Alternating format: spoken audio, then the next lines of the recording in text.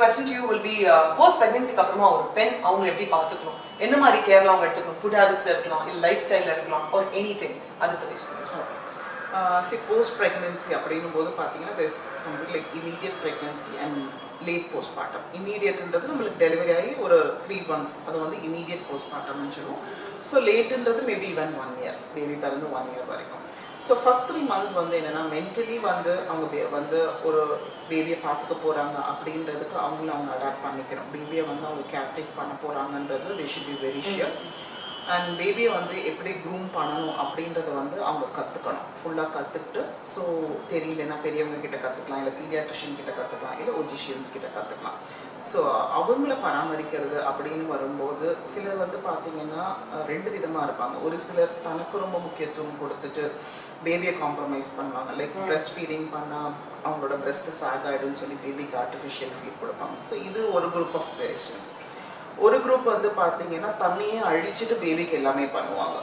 So தனக்கு சாப்பிட time இல்லாமல், தூங்குறதுக்கு டைம் இல்லாமல் 100 to 200% பேபி கேர் கொடுத்துட்டு தன்னை ஃபுல்லாக காம்ப்ரமைஸ் பண்ணி இப்போ அந்த ஃபர்ஸ்ட் 3 months பார்த்தீங்கன்னா அவங்க அயன், கால்சியம், பி காம்ப்ளெக்ஸ் ரீப்ளேஸ்மெண்ட்ஸ்லாம் அவங்க எடுக்கணும். அதெல்லாம் எதுவுமே எடுக்காமல் ஸோ அந்த மாதிரி தெர் ஆர் எக்ஸென்ட்ரிக் கேரக்டர்ஸ். இப்படியும் ஒரு சிலர் இருப்பாங்க, அப்படியும் ஒரு சிலர் இருப்பாங்க. ஸோ கண்டிப்பாக இவங்க எல்லாருக்குமே வந்து நம்ம வந்து கொடுக்க போகிற அந்த கவுன்சிலிங் அவேர்னஸ் ரொம்ப முக்கியம். ஏன்னா யாருமே தெரிஞ்சு தப்பு பண்ணுறது கிடையாது. இப்போ ஒரு பொண்ணுக்கு வந்து நீங்கள் வந்து பிரெஸ்ட் ஃபீடிங் கொடுக்கறதுனால உங்களோட பிரெஸ்ட் சாக் ஆக போகிறது இல்லை, எந்த ஒரு பிரச்சனையும் இருக்க போகிறது இல்லை. You can always take care அப்படின்னு நம்ம சொன்னோம்னா she will understand and definitely go forward. So இது கவுன்சிலிங் ரொம்ப முக்கியம். ஸோ கண்டிப்பாக இந்த விட்டமின் ரீப்ளேஸ்மெண்ட்ஸ் இருக்கிறது ரொம்ப முக்கியம். அண்ட் அவங்க வந்து அந்த ஃபர்ஸ்ட் 3 months வந்து நார்மல் டெலிவரியாக இருந்தாலும் சரி, சிசேரியனாக இருந்தாலும் சரி, they have to abstain from the husband. There should be no sexual intercourse during this time. And அவங்களோட ஃபுட்டில் வந்து பார்த்திங்கன்னா நான் ஏற்கனவே சொன்ன மாதிரி 300 to 400 kilocalories எக்ஸ்ட்ரா ஃபுட் அவங்க எடுக்கணும் அந்த டைமில். ஸோ இது எல்லாமே வந்து பார்த்திங்கன்னா இம்மீடியட் போஸ்ட்மார்ட்டம் அந்த ஃபர்ஸ்ட் 3 months. அதுக்கப்புறம் வரக்கூடிய டைமில் வந்து பார்த்திங்கன்னா மறுபடியும் அவங்க ரீவிசிட் பண்ணணும். அவங்களோட ஒஜிஷியன் கிட்ட போயிட்டு அவங்களுக்கு அந்த பிளட் லாஸ் எல்லாம் சரியாயிடுச்சு தான். ஏன்னா எந்த ஒரு டெலிவரியாக இருந்தாலும் பிளட் லாஸ் இருக்கும், நார்மல்னாலும் சரி, சி செக்ஷனாக இருந்தாலும் சரி. ஸோ அந்த பிளட் லாஸ் எல்லாம் கரெக்டாகிடுச்சு தான் அப்படின்றத அவங்க க்ராஸ் செக் பண்ணணும். அதுக்கப்புறம் கான்ட்ரசெப்ஷன் அட்வைஸ் எடுக்கணும். ஒன்று காப்பர்ட்டி போட்டுக்கிறதா இல்லை டேப்லெட்ஸ் எடுக்கிறதா என்னன்றதை டிஸ்கஸ் பண்ணிவிட்டு they have to get back to their usual routine sexual life and everything.